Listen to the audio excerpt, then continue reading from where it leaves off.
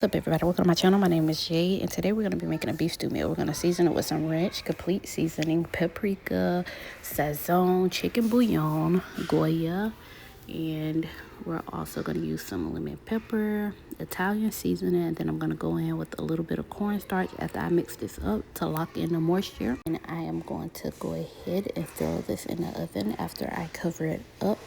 And I'm gonna go ahead and let this cook. This only should take about 2.5 to 3 hours at the most. I did forget to grab my potatoes and carrots, so I added them in about an hour after them cooking, but it's okay to add them in right now at this step.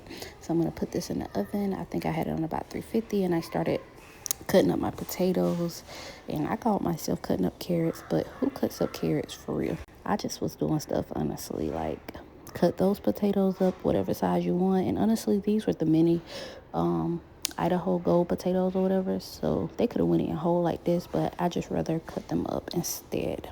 So I'm gonna go ahead and cut these potatoes up, and once I'm done, I'm gonna throw them on a plate on the side for now, and then I'm gonna grab my carrots and I'm gonna wash them off and add them to my cutting board, and then I'm gonna attempt to cut them. And when that thing flew over there, I was like, yeah, I'm not using that, I'm not doing that, like, just no.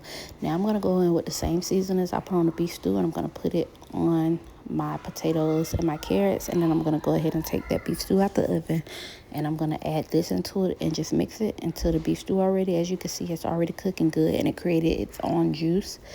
I do like to put butter in it, but for some reason when I made this, I did not put butter in it. So you can add butter, especially the garlic and herb butter by Kerrygold, 10 out of 10. So when I did add that back, I did go ahead and poke some holes in it, and then I moved on and started making some rice.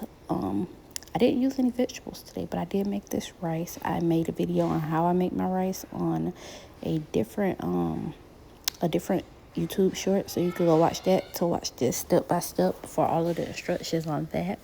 Once I was done with my rice, once my rice started cooking, I started making me some homemade cornbread. That is going to be 2 cups of flour, 1 cup of cornmeal. I don't measure the sugar. I like sweet cornbread, okay? I do. I also used an egg, some milk, and some honey.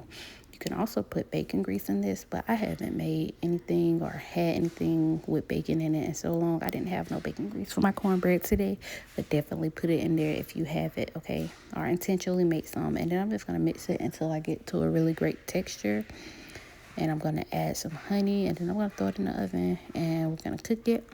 But make sure you really whip it all in there together and get all of your ingredients mixed very, very well before you add it to your pan, okay? You don't want any gritty tasting cornbread or anything of that nature, okay? So here I am pouring it in there, and then I'm going to end up probably... I usually try to make sure this is level, but it had sat there for a while before I added it. And at this point, my rice is done. I turned it all the way down to low, added me a little bit of butter in there. And yes, I stirred it. I know people don't like that, okay? But anyways, this was done, and so was my beef stew. You can see it looks really good. I could have made it with a little more juice, but this was the end result. Y'all try it. Let me know.